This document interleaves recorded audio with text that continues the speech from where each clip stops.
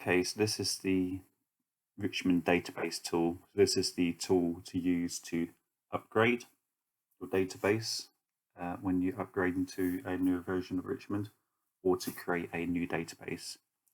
So you just need to run as administrator, as with all of the installation files.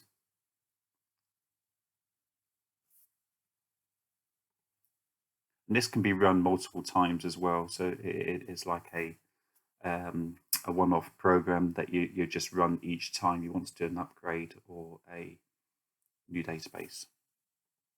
So at this point, if you are upgrading to a new version, you can actually add the license file here. So you can browse to the license file and attach it here rather than having to go into the setup console. I'm not going to do this for this one because I don't need a new license file. So if you do put the license file in, it's important this organization matches with the organization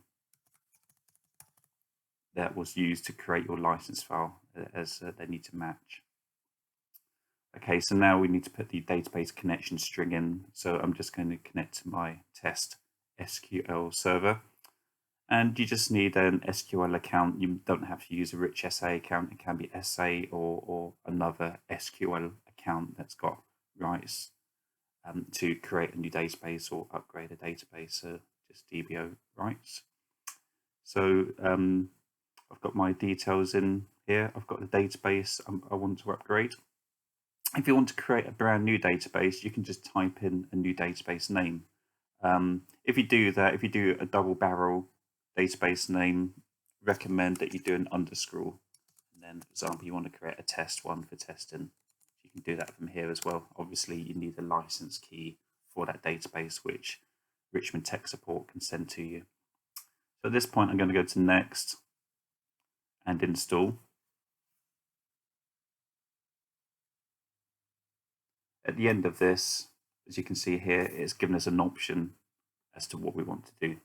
Do we want to upgrade that database or create a database from scratch? Obviously, we can only do that if we've entered in a brand new database name. You don't just select that if you've entered a database name that already exists.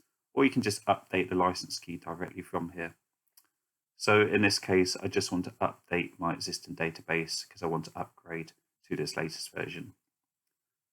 And you can see a command prompt running there. That just runs in the background. If there's an issue, it will stay on the screen and you will need to send us a screenshot or just copy the text so we can look into it. But if it disappears, that's a good thing. It's upgraded to the database. So that is the Richmond database tool.